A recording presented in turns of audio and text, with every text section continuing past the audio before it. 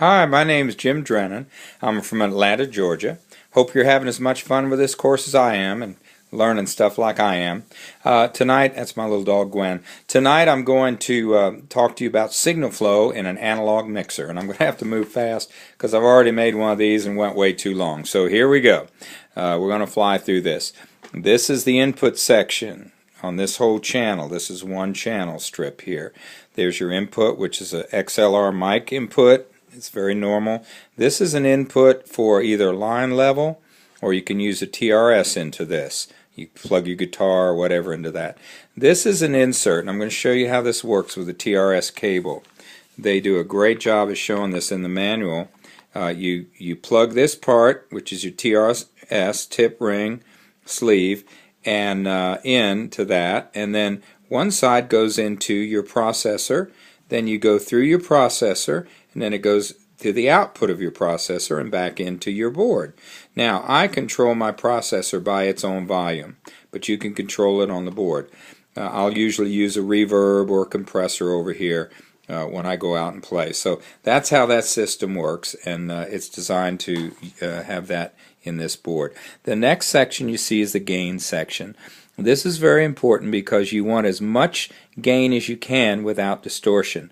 This little dot right here, this little peak indicator, lets you know that you're overdriving it, so you can run this back and not get distortion in your sound. This is a real nice feature on this board. After it goes through there, it's going to the compressor. The compressor works, which you'll find out later in this course, works to help control the sound and not have spikes. We also have a high pass filter, and that is that goes. It's like a toggle switch, on and off. Push it down, it goes on. It cuts the frequencies below 80 hertz. So that is another control you have. Now we're into the EQ section. You have high, mid, and low.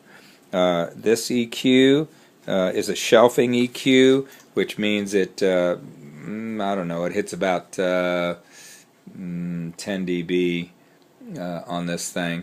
But anyway, it's not a parametric, which you can dial in your frequency. This is more of a high, mid, low.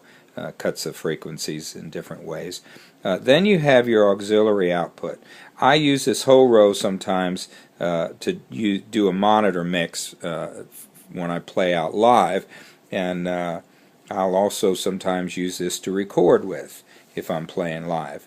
So I can use it a couple of different ways. It sends it out, and you get control over that coming back in from another knob and this insert up here.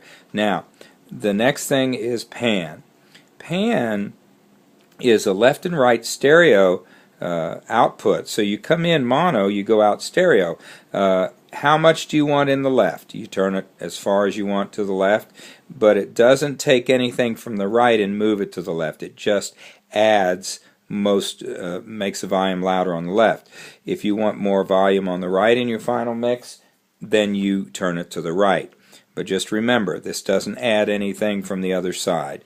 Your next thing here, a lot of people have sliders. This is a little knob, a little volume knob. And this is your final phase and it sends all that signal out to your master stereo out. You have meters here that tells you, you know, when you're peaking. You don't want it anywhere past.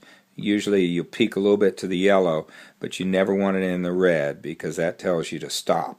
You know, green is safe, yellow is caution, and red is stop. So you have a lot of different things on this board, but I just wanted to show you quickly the channel here, how it works, and I'm running out of time. So I hope this helped you to understand signal flow in an analog board. And have fun this week, and we'll see you next time. Thank you so much for watching my video.